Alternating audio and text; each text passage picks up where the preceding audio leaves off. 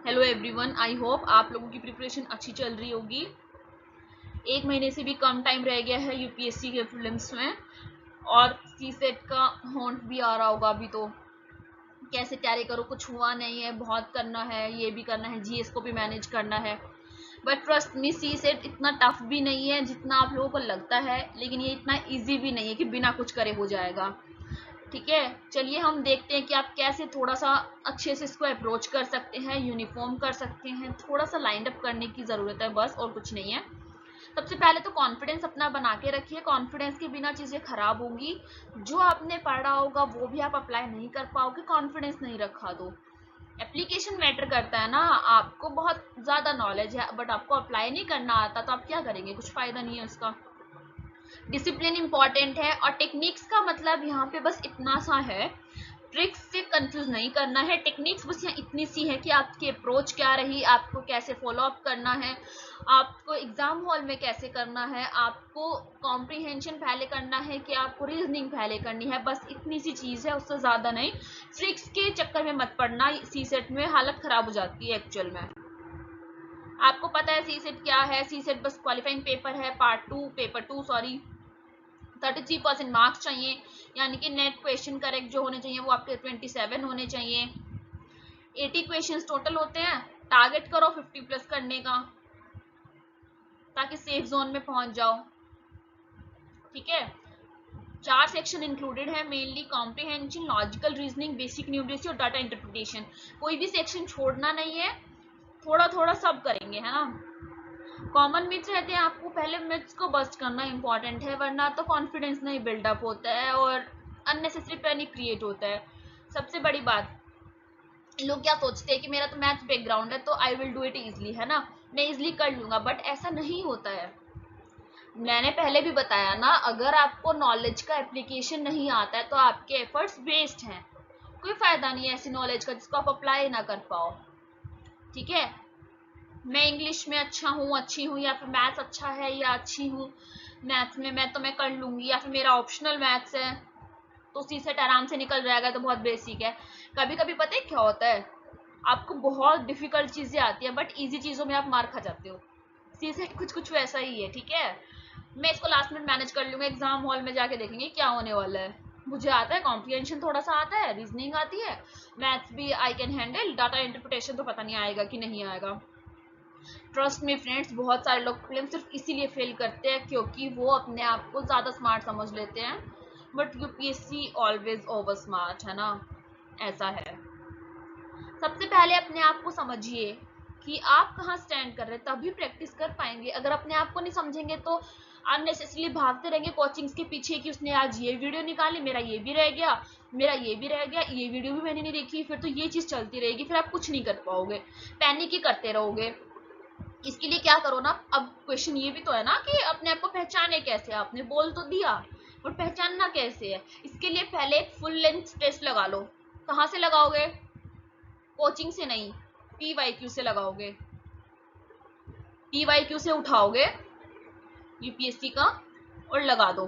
ठीक है, week area देखो, स्ट्रॉन्ग एरिया देखो, कॉम्प्रिहेंशन है, अर्थमेटिक्स है, या फिर डाटा इंटरप्रिटेशन है। सबसे बड़ी चीज पता है क्या है? आपको दोनों एरियाज देखने हैं, स्ट्रेंथ भी और वीकनेस भी। जो स्ट्रेंथ है उसको और ज्यादा स्ट्रॉन्ग बनाएंगे, जो वीक है उस वीकनेस को थोड़ा सा कम करेंगे। बहुत ज्यादा वीक को स्ट्रॉन्ग बना देंगे ऐसा भी नहीं करना है कि उसी पे लगे हुए हैं, नहीं नहीं। स्ट्रॉन्ग को थोड़ा और स्ट्रॉन्ग बनाना है, वीक को थोड़ा सा कम वीक करना है, बस इतनी सी चीज है यहाँ पे। बेसलाइन स्कोर बनाओ 90 to 100। यहाँ पे 90 to 100 अगर टारगेट करोगे ना, तब जाके यूपीएससी में सी सेट क्वालिफाइंग के अराउंड आता है। 70, 75, 80 तब जाके स्कोर होता है।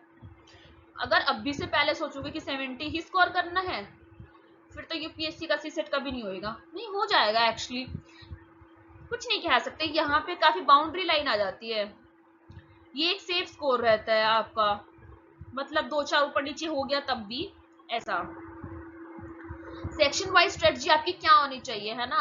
कॉम्प्रिहेंशन में जो है वो 25 प्लस उनके क्वेश्चन रहते हैं, 25, 26, 27 के अराउंड क्वेश्चन वो दे देते हैं। ठीक है, न्यूमरेसी में 20s में भी आते हैं और 30s में भी आते हैं। जब 30s में आएंगे तो ऑब्वियसली बात है, इनका सेक्शन, इनका पार्ट कम हो जाएगा, और अगर 20s में आएंगे तो इनका पार्ट बढ़ जाएगा। ये कॉमन सेंस है ना। तो आप बस रीजनिंग भी आती है, रीजनिंग में भी 20 के अराउंड क्वेश्चन आते हैं। डाटा इंटरप्रिटेशन मैंने यही लिख दिया क्योंकि इसका 1-2 क्वेश्चन ही होता है, बहुत करेंगे तो पूरा दे देंगे 5, 6, 7, 8 क्वेश्चन ऐसा रहता है, ठीक है। इनको हम एक ही सेक्शन में इंक्लूड कर लेते हैं। अगर आपने पहले से स्ट्रेटजी बनाई है तो उसको फॉलो करिए, और ये इंपॉर्टेंट टॉपिक्स हैं, इसमें कुछ आप इनकलकेट कर लीजिए, जैसे सिलोगिज्म है, coding, decoding, blood relations, pattern recognize करना, डाटा हैंडलिंग, ये सब देखो आप ना, थोड़ा थोड़ा प्रैक्टिस करोगे तो अपने आप ही हो जाएंगी चीजें। Ratio, time, speed, percentage, average, ये सब थोड़ा करो आराम से बैठ के, है ना। और ये जो आपकी कॉम्प्रिहेंशन वाला पार्ट है, ये प्रैक्टिस से होगा, रीड करोगे और प्रैक्टिस करोगे। एक चीज मैं आपको बताती हूँ, सबसे बड़ी की क्या है ना कॉम्प्रिहेंशन को हैंडल करने की, आप अपनी नॉलेज भूल जाओ, जीरो, आपको कुछ नहीं आता, कुछ नहीं पढ़ा हुआ आपने। अब जो एग्जामिनर ने लिखा उसको समझो, उसने जो लिखा उसको सच मान लो, उसके बेस पे क्वेश्चंस को एड्रेस करो, तब जाके आपकी एक्यूरेसी बहुत पीक पे पहुंच जाएगी, आप देखोगे खुद से। अंडरस्टैंडिंग पे ध्यान देना है अभी, स्पीड पे नहीं, बाद में थोड़ा सा जब 5, 10, 15 दिन आप प्रैक्टिस कर लोगे तब देखना कि आपकी स्पीड मैच कर रही है कि नहीं, ठीक है। PYQs अटेम्प्ट करने हैं, नॉन नेगोशिएबल है ये। शॉर्टकट थोड़ा सा देख सकते हो इस तरीके से कि जैसे ये है odd number, prime number, even number. Even में जो होते हैं, अगर ऑड को ऑड से डिवाइड करेंगे तो क्या आएगा, इवन को इवन से डिवाइड करेंगे तो क्या आएगा, इवन को ऑड से प्लस करेंगे तो क्या आता है, ऑड आता है कि इवन आता है, इस तरीके की चीजें। ये नहीं कि मतलब बिल्कुल ही शॉर्ट पे चले गए आप, ट्रिक्स पे नहीं जाना है बेसिकली, आई वुड से, है ना। और एनसीईआरटी अगर किसी को बिल्कुल समझ नहीं आ रहा है नंबर सिस्टम वगैरह, तो आप 6th to 10th की एनसीईआरटी में जो जो टॉपिक्स आपको समझ आ रहे हैं, रेलिवेंट लग रहे हैं, फॉर्मूला, बेसिक फॉर्मूला, वो आप यहाँ से देख सकते हो, ठीक है। सेलेक्टिवली सारा नहीं पढ़ना, रटना नहीं है जीएस की तरह, ठीक है। और ये आप हो ही चुका है। यहाँ एक सैंपल एक्शन प्लान है, आप चाहे तो फॉलो करें, आपकी अपनी स्ट्रेटजी है तो मत फॉलो करिएगा प्लीज, है ना। अगर इम्प्लीमेंट कर सकते हैं तो करिए, अगर नहीं कर सकते तो फोर्स मत करिए लास्ट मिनट पे। कॉन्सेप्ट बनाइए, आपका जो जो बना हुआ है चीजें, आपने नोट्स बनाए हैं, किसी कोचिंग को फॉलो किया है, उसको रिवाइज करिए, फॉर्मूलाज देखिए, मॉक अटेम्प्ट करिए, सेक्शनल टेस्ट लगाइए, रिवीजन करिए। सेक्शनल टेस्ट का मतलब पहले आप बोल सकते हो कि आपने पहले फुल लेंथ मॉक बोला, उसके बाद सेक्शनल बोला, ये इसलिए क्योंकि यहाँ से आप अपनी वीकनेस वगैरह पहचानोगे, स्ट्रेंथ पहचानोगे। सेक्शनल आप डेली करने वाले हो, किसी दिन बैठ के 2014 से 2025 तक, नहीं सॉरी 2024 तक आपने सारे कॉम्प्रिहेंशन अटेम्प्ट कर दिए, फिर नेक्स्ट 5 ईयर्स के जो है रीजनिंग अटेम्प्ट कर दिए, इस तरीके से। वीक 3 में आप मिक्स टेस्ट लगाइए, फुल लेंथ लगाइए, और लास्ट में तो बस या तो करो, मॉक लगाना है तो लगा, नहीं लगाना है तो मत लगाओ, बट जैसे फॉर्मूलाज वगैरह उनको रिवाइज कर लो ताकि लास्ट में प्रॉब्लम ना आए इम्प्लीमेंट करने में। ये नॉन नेगोशिएबल पार्ट है, कम से कम 5 इयर्स तो कर लो, फिर टाइम परमिट करता है ना तो यहाँ पीछे चले जाओ। लेकिन ना इसको स्टार्ट ऐसे मत करना कि आप 2015 से स्टार्ट कर रहे हो, इसको स्टार्ट करना 2024 से, रिवर्स में चलना, 2024, 23, 22, इस तरीके से। मिस्टेक्स का ध्यान रखना है कि ये आपको नहीं करनी है, ये आप लोगों के लिए नहीं है, ये 2026 और 2027 वाले एस्पिरेंट्स के लिए है। उनसे मैं ये बोल सकती हूँ कि आप लास्ट मिनट तक इग्नोर मत करिए, थोड़ा थोड़ा डेली पढ़ लीजिए, वीक में 2 दिन 3 दिन, जब भी आप बोर हो जाओ आधा घंटा सीसेट को दे दो। कोचिंग्स पे बहुत रिलाय नहीं करना है कि ये वीडियो भी छूट गई, ये वीडियो भी छूट गई, ये भी करना है, वो भी करना है, ये भी रह गया, वो भी रह गया, नहीं। एक्सेसिवली शॉर्टकट्स पे अप्लाई रिलायंस नहीं कर सकते हो आप। अगर शॉर्टकट्स पे बहुत ज़्यादा रिलायंस दिखाया तब दिक्कत हो जाएगी, क्योंकि आप रियल टाइम पे इम्प्लीमेंट नहीं कर पाओगे चीज़ें, फिर आपको वैसे ही फॉर्मेटिंग चाहिए होगी जैसे ही कोचिंग्स ने दी थी। मान लो एक कोचिंग ने एक क्वेश्चन दिया, पर्टिकुलर क्वेश्चन, वो ट्रिक सिर्फ वहाँ पे अप्लाई होगी। अगर यूपीएससी ने थोड़ा क्वेश्चन घुमा दिया तो ट्रिक अप्लाई करने में दिक्कत आ जाती है, इसलिए आप जो है फॉर्मूलाज, कॉन्सेप्चुअल बिल्डिंग, इस चीज़ पे ध्यान देंगे तो बेटर रहेगा। मैथ को फियर की वजह से नहीं छोड़ना है, स्पेशली ह्यूमैनिटीज से जो बच्चे हैं उनको ये चीज़ ध्यान देने की ज़रूरत है। मैथ टफ नहीं होता है, बट प्रैक्टिस की ज़रूरत है। मैथ से फियर तभी निकलेगा जब आप प्रॉपर प्रैक्टिस कर लेंगे, इसलिए बस प्रैक्टिस पे ध्यान दो, अदरवाइज तो चीज़ें सॉर्टेड है। इजी क्वेश्चन आपको करने हैं, सारा क्वेश्चन आपको अटेम्प्ट नहीं करना है एक बार में ना। थोड़ा थोड़ा देखो, थोड़ा थोड़ा कर लो जो इजी है, जैसे कि न्यूमरेसी बहुत इजी है एक्चुअल में। ओड नंबर आपको पता हो, प्राइम नंबर, इवन नंबर, सब आपको पता हो तो आप इजिली निकाल लोगे। एलसीएम, एचसीएफ वगैरह। मॉक को रिव्यू करना, यहाँ पे ये जीएस से भी ज्यादा इंपॉर्टेंट है। इससे तो आपको पता चलेगा ना आपको कहाँ मेहनत करनी है और कहाँ नहीं करनी है। रिव्यू करते रहिए। 90 to 100 मार्क्स आप स्कोर करने का एम करें कम से कम, ताकि आप सेफ जोन में रह सकें। एक्चुअली क्या होता है ना, जब हम 70-80 टारगेट करते हैं ना तो हम बॉर्डर लाइन पे अटक जाते हैं, फिर हम मेंस के लिए रिलैक्स नहीं हो पाते। अब सोच के देखो, जिसके 28 क्वेश्चन करेक्ट हो रहे हो किसी कोचिंग से, या फिर 26 क्वेश्चन नेट करेक्ट निकल रहा हो, वो तो रह गया ना यूपीएससी के भरोसे, क्यों वो क्या कंसिडर करेंगे। इसलिए ना अपना थोड़ा सा सही रेंज में लेके आओ चीज़ों को, optimal range we can say.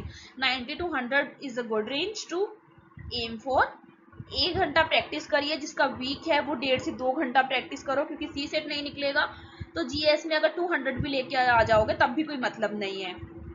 Consistent रहिए, रेगुलरली रिवाइज करिए, ये चीज़ एक्चुअली आपको कॉन्फिडेंस बिल्डअप करती है। कॉन्फिडेंस कुछ नहीं होता, बस आपके हार्ड वर्क्स दिखते हैं कॉन्फिडेंस में, और कुछ नहीं है कॉन्फिडेंस।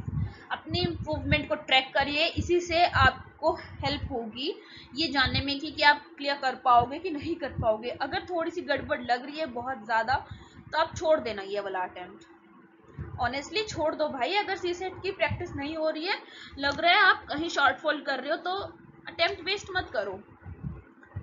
इम्प्रूवमेंट इंपॉर्टेंट है। लास्ट मिनट तक जाके आपको अगर 70-80 स्कोर करने में दिक्कत आ रही है सी सेट में, आप 50s में 40s में अटके हुए, तो अटेम्प्ट स्किप करना बेटर है, फिर ढंग से तैयारी करो अपने। ये इंपॉर्टेंट चीज़ है एक्चुअली। ऐसा नहीं है कि मैं आपको बहुत शुगर कोट करके बता दूं कि आपका यहाँ पे तो आ रहा है 40 और आप एग्जाम में जाके एकदम से 80 क्रॉस कर जाओगे। नहीं नहीं, ऐसा नहीं होता है।